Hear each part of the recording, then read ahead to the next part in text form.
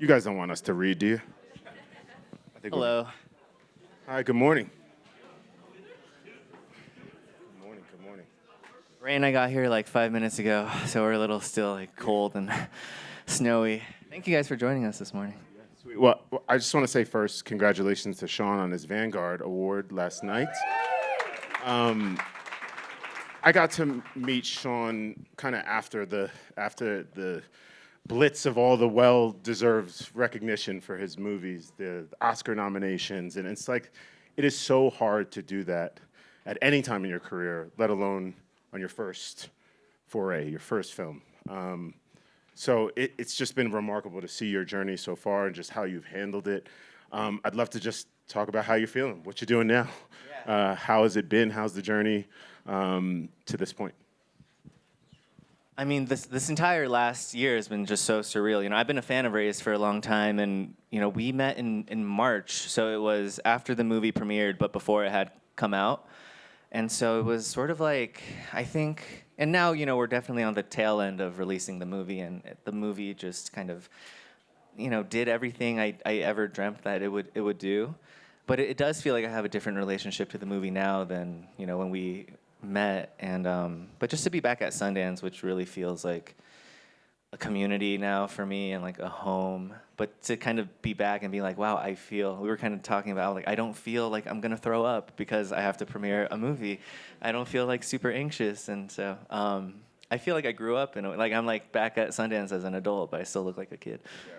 I remember being here and like my movie hadn't even premiered and everyone was asking me what's next. And it was like, well, what's next is my movie tonight. Like, but everybody wants to know kind of what's next. So I'm sure you're getting a lot of what's next. So what is next? I'm sure you still get it, right? Like, as soon you spend like, you know, from beginning to end, DD. I was doing a million other things at the same time, but it was like I lived with it all throughout my 20s. It was like a 7-year journey. And you're like, wow, 7 years, like, and you're about to premiere. It's like, what's next? I'm like, dude, I just had a baby, you know, kind of like, and it's sort of like, but yeah, I think it's special to know that people are interested in what's next. And you know, I'm writing the next thing that I'm excited to get off the ground. I'm excited. It's an idea I had before DD, but as I was writing, I was like, oh, it's too big for a first movie. So I kind of tabled it, and as soon as we wrapped the movie, I was like, I think I want to go make that other one. And so it's the first time in my career that I'm also getting sent scripts and sort of considering adapting things. And so I'm, you know, reading stuff and considering like, oh, do I want to, you know, attach myself to this? But I think my ethos has always been to be self-generative and sort of, you know, the same thing I asked myself with DD, which was like, what am I feeling? You know, if I kind of shut out the noise and sort of like, what am I curious about? What am I feeling? And how do we take those feelings? And what is the container for the movie? And if I don't find anything that I'm able to sort of explore those kind of deep questions that are sort of buzzing inside me, like I'll write it. And so that's kind of the ethos I have. It's like, I'm going to write this thing and if nothing pops up, I'll just do that. But if something does, I'll just go do that real quick and then come back. Yeah, and look, you're such a singular voice, and that it is hard to watch something and you're just like, that is so you. And I feel like whatever the next thing it is that you're doing, I know I'm going to be watching a movie made by you, and I hope that whatever path you take, that is the thing. And so it as someone that's been there before, who didn't necessarily write his second feature, who kind of went on and started to direct for hire, like, holding on to that voice, I know, is so important. So it's like we are so looking forward to whatever you do decide to do next. We just want you to do it a lot faster so we could see it faster. So yeah. Anyway, can you talk a little bit about last night, like the award and like what it meant, and yeah, like the speech? I wasn't there. Does anybody see the speech last night? He's gonna redo the speech. Yeah, okay? It was too long. It was too long. 7 I had minutes. notes. It was too long. No, I mean, it was special, you know, and we were honoring Michelle Satter, who like has been such an incredible supporter, and like I'm so grateful for her and just the labs too, the lab that she sort of, the Sundance Labs, for those of you who don't know. And I think like, you know, I mean, we kind of talked about how, you know, like the movies, there's sort of like the hustler mentality, and I feel like as a young filmmaker, you do kind of just have to be like, you have your guard up and you put your walls up and you're like, I'm gonna sort of plow through and I'm gonna get this movie made no matter what. And you do kind of have to develop this sort of thick skin. But so much of filmmaking too, and being a great filmmaker, we were talking about this in the car, sort of like unleashing your heart and making sure you can be vulnerable and sensitive. And those two things don't often go together. And it was at the labs where I felt like, as a filmmaker, a young filmmaker who had like a chip on his shoulder, it was like, I have something, I promise I have something to offer. It was like, you don't have anything to prove here. You know, like you're enough. Like, and like that whole team, whether it's like Michelle, Elise, Shira, and the labs just kind of, I think, gave me this sort of like inner sense of confidence. I was like, oh, I don't need to like put on all the time. Like, I remember even at the lab, the director's lab, you know, sometimes you're like, oh, like, am I a director? Like, what does a director act like? And someone was like, you're a little mischievous. And I was like, oh. And he was like, no, that's good. Like, that's who you are. That's your voice. Don't run away from it. You know, especially for this movie, like it's a sort of irreverent, crass movie at times. Like, you need to learn how to play. Like, if you kind of suppress your playfulness, you're gonna do a disservice to your movie. And I think it was that, just kind of like who you are is your movie. Don't look out here, like look. And I think I really got that confidence and that sort of eureka, I guess, like from Sundance and the sort of labs and the sort of community that has sort of like they fostered here. So yeah, to be back is like really cool. Yeah, no, it's amazing. I think I came here in 2009. My brother had a short film, and it was the first time I had ever come to the festival, and so it was a full circle moment to kind of come back with my own short feature and now the jury. But it's a lot better being on this side. So it was 9 years between the short and the feature. My brother's short, yes. Brother's short. I count his as mine, you know. You know, I probably wrangled cables or like made someone a tuna fish sandwich or something on that set.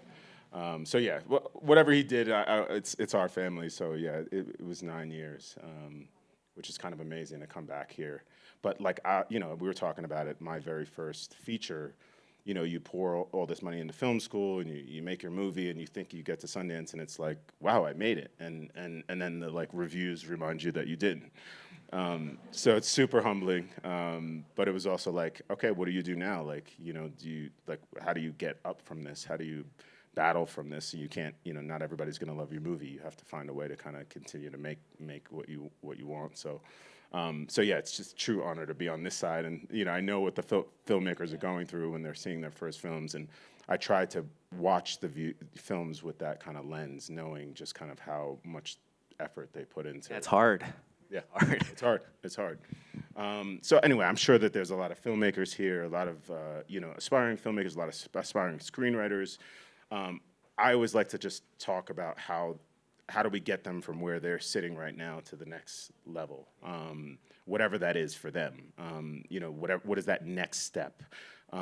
Whether it's a short, whether it's getting to the feature, and I always think they're pretty simple kind of steps. But I'm curious, from your perspective, having made your first film, gone through that process, like what are some simple, like everyday kind of practical things, practical advice you can give to kind of the young filmmakers out here about like how they go about getting to that next step?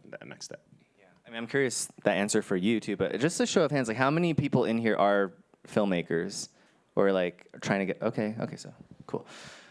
Inside baseball. Well, I think, you know, I don't know, this is hard advice, but I think for me, the thing I kept sort of like asking myself with the first, I mean, I think like we work in an industry that's all about, unfortunately, numbers and precedents. And I think as a first-time filmmaker, you're just a risk. You're a liability. You're like, you need to invest in me to do something I've never done before. Like, that's just, as a small business investment, that is a bad investment. And so you kind of just have to look at what you have to offer. And I think so much of our movie was, obviously, there was a sort of creative thing inside me and something personal I wanted to express. But, like, how are you selling yourself? What makes this story and you, as someone who's never directed a movie, the perfect person to tell this story? And I think I was always kind of looking at my own narrative as a filmmaker to be like, you know, I worked at Google for like 6 years before making this movie, and that's how a lot of the technology of for those of you who've seen our movie, there's a lot of screens, and that's kind of how that all got integrated. And I was making a lot of shorts about my family and about my friends and adolescence. And so I think, my whole thing was like, if you read this script, you're not going to go find another director to do it. Like, I'm clearly the perfect director for this, even though I've never directed a movie before. And we were talking in the car about, Destin, Daniel Cretton, and Ryan Coogler and their first movies. And I remember watching Fruitvale Station and Short Term 12 really, really closely together in 2013. And I was already wanting to be a filmmaker at that time, but I wasn't sure if feature films were something that was like I was allowed to do, So I was like, I didn't know any other filmmakers. Movies to me, I loved movies, but they always felt so big and inaccessible, and I couldn't see through the cracks of how it was put together. But seeing those two movies sort of back to back, and sort of being able to see through the cracks and being like, they have a camera, they have great actors, and it's so deeply emotional. I was like, who are these people? How do they put this together?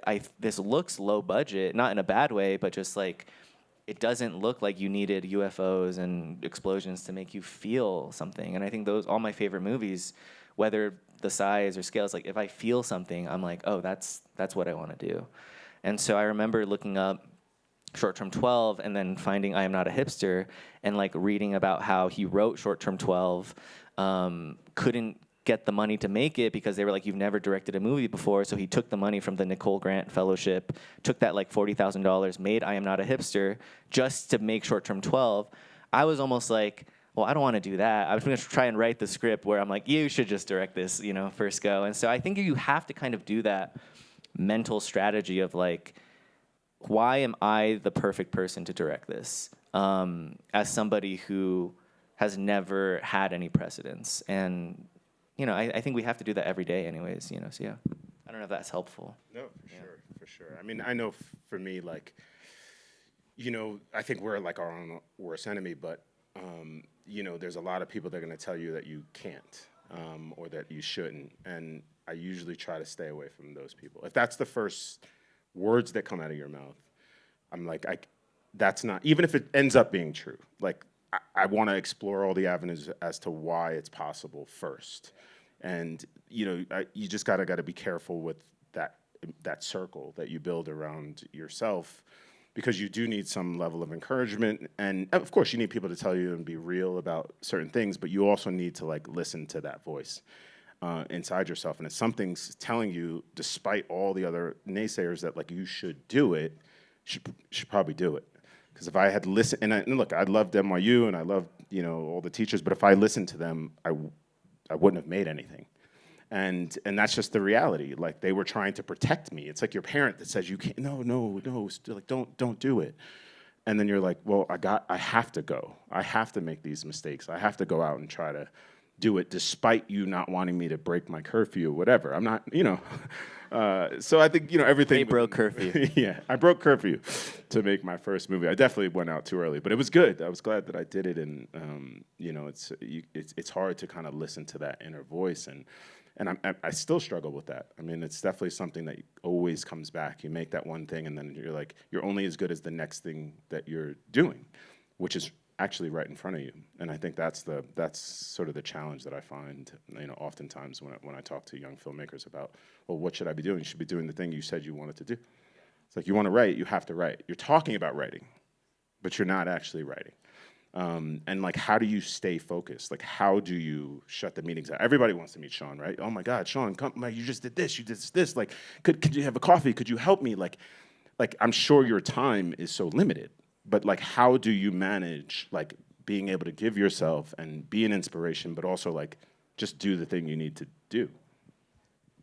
I mean, I'm sure you deal with that way more than I do. I think I do feel like I think I look at this movie that we made, and I think about how many people went out of their way to just like help out, whether it's reading drafts, like their creative selflessness, and like the fact that they sort of paid it forward, and I was the like lucky recipient of like, I want to help this kid. And I remember someone joked that they were like, you have the longest special thanks in your movie that I've ever seen. It's like 2 minutes of runtime. And I was just like, I know, but I can't cut, like, every one of these names gave something so important to the movie over 7 years when, like, I had nothing to offer them in return. You know, I was just like, dude, I don't know how to make a movie. Like, please, anyone out there. And so I do feel now, like, I still feel like I don't really know anything. I'm figuring it out as I go. But, like, if I can be helpful in any way, like, I tried to be helpful, but you know, I'm curious for you, like after your first movie, like what gives you, like you've made 5 movies now, right? And a lot of TV. Yeah, Four films. 4 films. Like what is the buzz that you get now? And I'm also curious, like I think a lot about how so much of how we made DD, and I think what made it special was just like not knowing the right way to do things, like having never made a movie before and just being like, let's not try to figure out the right way to do things. Let's just do things the way that we feel good and what feels right to us, because I think if we follow the way that's like traditionally correct, especially in our genre, I think it'll just feel lukewarm. And I would much rather take a huge swing and like hit a home run or take a huge swing and miss, because if we make something lukewarm, no one's going to see it anyway. And I think I look at the movie and I'm like, I know why people don't do that now, but we did that and we didn't know it was like a bad choice to do that until it was like too late. And I'm curious what your relationship to, like, now that you have made a lot of things and you know the technical sort of vocabulary is probably so much bigger, what do you find things that you don't know, and like what are you chasing? All the time. I mean, I think, you know, we're constantly just going back to the beginning of like, okay, I think I learned something on that experience, and then what was it? You know, like you're just looking at the mistakes. I grew up an athlete, so I kind of treat, you know, my career as like a baseball player, and baseball players fail, you know, 7 times out of 10, and they're Hall of Famers. You know, you really can't do that in film. You know, I think. Maybe if you made 3 classics, you know, like if you made like Thelma and Louise, I think you could fail a lot. But yeah, like I think I've always treated myself as like an athlete. Like every year, I've got to, you know, I've got another game. I've got to get better, and I'm just trying to get my on base percentage a little higher than I did last. And I'm trying to work on fundamentals. That's the way I think about it. It's like, okay, every movie is back to the fundamentals. It's back to my voice.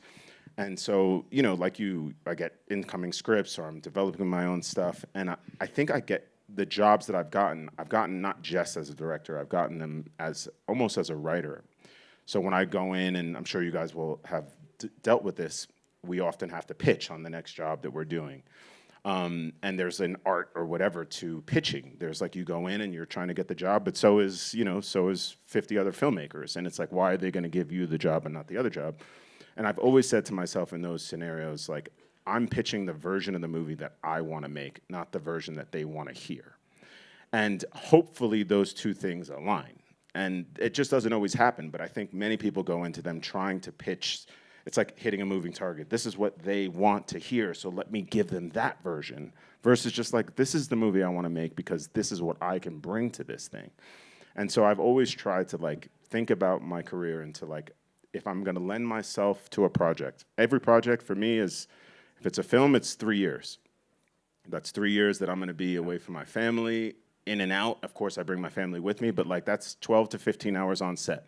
My kids are getting me tired on the weekend. Like every job has to be created with that lens. Like my family's gonna go on this journey with me and it's gonna be tough for them. So I better love, I don't care if it's Marvel or DC or comedy or horror, whatever that is, like I have to believe in that thing, even if it's just made up in my mind, because otherwise I can't justify it. You know, I've got kids. I can't justify what I do, and we don't make enough. You know, we just go into finance if you wanted to make money.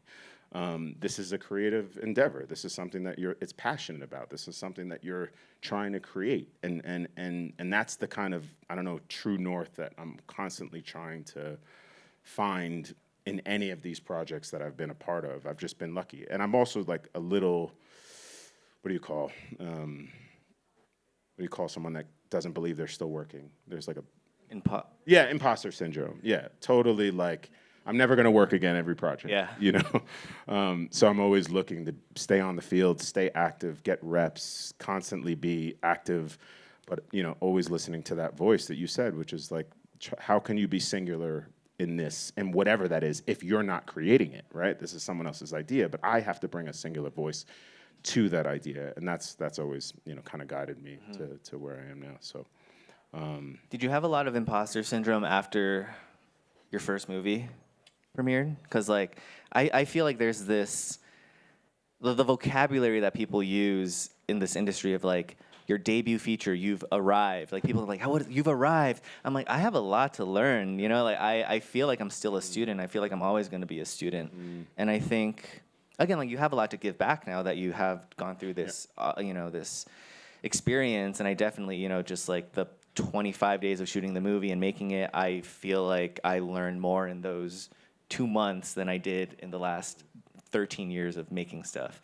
But I do feel like, again, like I still have a lot to learn. Like as a director, you know, I've only really been on set like what 45 days in my life, right? You need those reps. And so, yeah, I'm curious how you sometimes, I remember I was in a general meeting one time and it was just, you know, right after Sundance, right after the Oscar nom.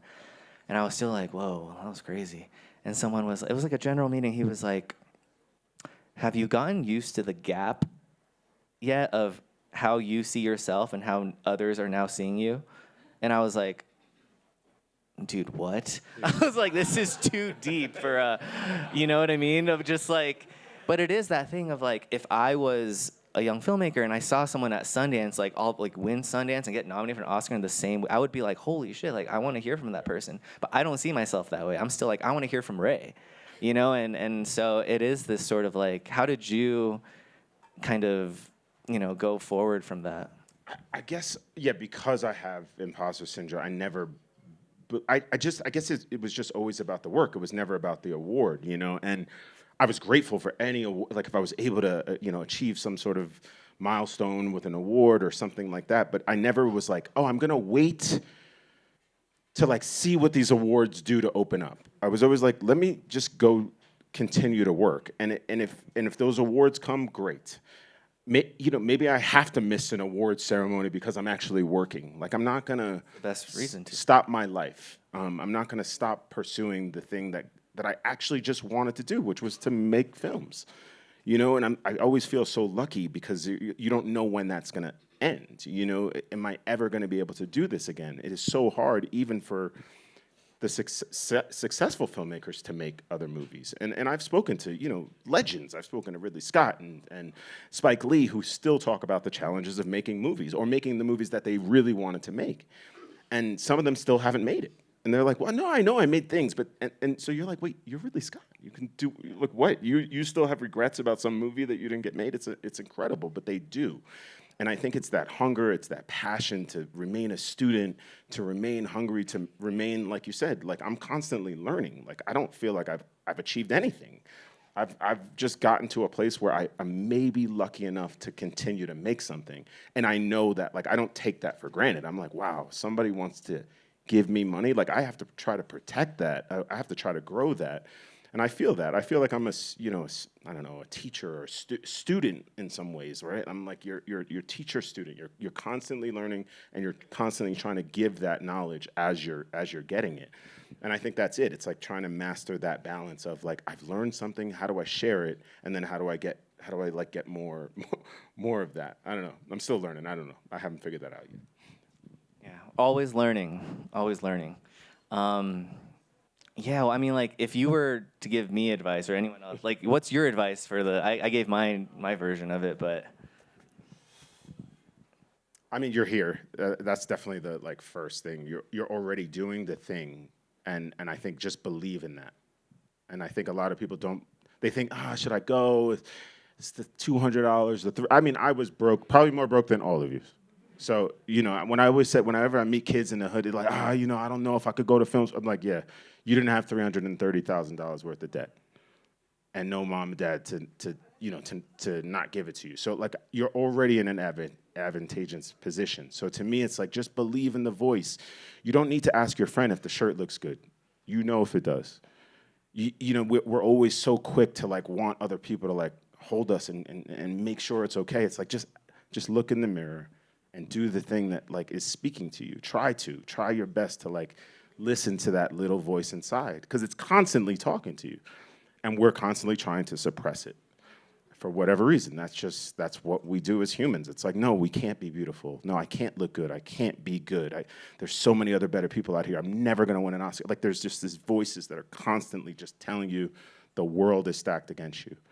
And it's like, and if you believe those voices, it's never gonna happen. And it's like, you have to listen to that little voice. And whatever your discipline is, whether it's film or you wanna be a producer, like a writer, like there's no one path to it. It's your path. You know, it's like, I can't just like, this person did this. I remember with my very first film, I was making a triptych. So I was like, whoa, what are the other triptychs that I was like, so Amoros Perros. I was like, I love that movie. I want to make a movie like Amoros Perros. I bought the book and I started writing my script. I was like, okay, on page 5, there's an accident, like right here. And I wrote my script and I was like, this is awful. Like my movie doesn't fit into this structure. And so, but that didn't mean that structure didn't inspire my movie. And so I was just like, okay, I have to get rid, like that was their journey. That journey inspired my journey, but it's not my journey. And I have to figure out what that is for me. I have to go into that. And that place can be dark. I would just say, just do it in a light room.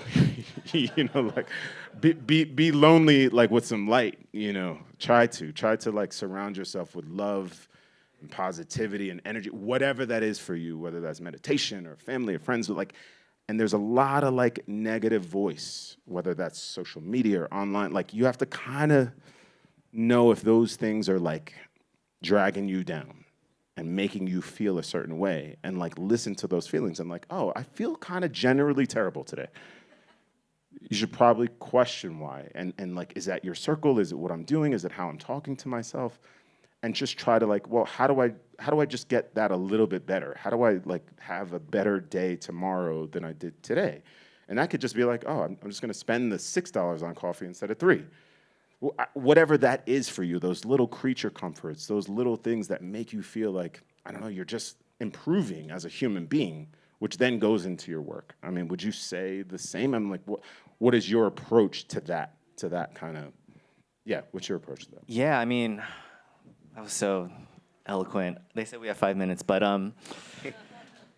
I think, you know, I resonate so much with what you're saying there, because I do feel like when I was younger and I was like, oh man, like I want to make it in this industry. And I think when you're young and once you decide you want to make a career out of this, you know, I was talking to a friend of mine of like, I think fear is such a big part of any filmmaker's process. If you're not scared, I would love a masterclass in that, but I don't think when I first started making things, I was scared ever. You know, it was like making skate videos was fun, and you know, making little stupid things with your friends was fun, and then all of a sudden, fear became a part of the equation because I wanted a career, because I wanted to sort of break in and do this thing for a living.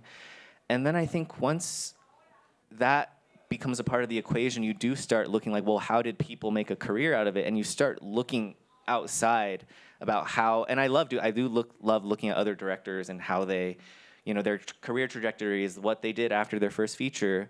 But I do think like so much of what, you know, the advice I got that was like true, but also very nebulous, was like, you have to find your voice. And I was like, oh, I would be like, yes, I do. How do I do that? And I realized, you know, maybe in this last year that like kind of what you were saying, your voice is this little thing inside you that you have like thousands of things trying to suppress that, whether it's your friends telling you what you need to do, teachers that tell you you have to do this to get that. It's, you know, what your peers are doing, kind of be like, oh, like they're interning at HBO, so I have to do that. But your voice is really like, to me, now it's just like, it's when you take a walk and you're like, oh, like my parents are in their mid-60s and I'm scared of, you know, them aging, and I'm scared of seeing my grandparents die, and like these sort of things that like like the things you think about before you go to sleep, the things that, the inside jokes that you and your friends have, these sort of like stupid little things that are maybe a little embarrassing, that are like, that your group chats, that's your voice, you know, these sort of like little silly things. Like, that's what DD is. It's just one huge inside joke. I was like, I think this is stuff that makes me and my friends laugh. And, like, the things that I'm questioning about my adolescence and, like, how certain things shaped me, and just kind of, like, listening to what those things emerged, and whether it was, like, shame, love. And I was like, okay, how do those feelings, and where does that take me? And, like, I think that's your voice. And I think it can be really uncomfortable, because I think I've learned that, like, if you do follow your voice and listen to where it takes you, it's uncharted territory. That's what the labs really gave me. I remember they were sort of like, there's something in you that there's like something you're scared to jump into. And it was like this sort of a well of emotion about my mom and, like, my childhood. And they were sort of like, you're doing the movie a disservice by not mining that stuff. That's the movie. And it was sort of like, oh, fuck. Like, it was like therapy notes, you know? It wasn't like structure. It was sort of like, that's your voice. And if you don't let it sort of take you to these sort of places that you, like you said, could be dark, could be scary, could be very vulnerable, could be the things that you've never told your friends because you're scared of how they're gonna judge you. Like, that's your voice. And I was like, the more you follow that, the better the work gets, but it's totally uncharted. And you're gonna be like, oh my, and that's when you're sitting there writing and you're just like, I think I just had this crazy life experience, and you look up and you're like, I'm just in my room, I gotta call somebody, and that's where the gold is. And I think, like, it's always a catch-22, because you're just like, fuck, I have so much to learn about myself as a person, and it's terrifying, but, like, it's making the work so much better and richer, and that's what the thing that I think people resonate with. And so, I don't know. That was a good. Sean is such a special filmmaker. Let's give Sean a round of applause, because I'm just honored to be next to this guy. Thank you, guys. And thank you guys for being here. It was awesome. Thanks, Ray. Ooh, that was a good dab.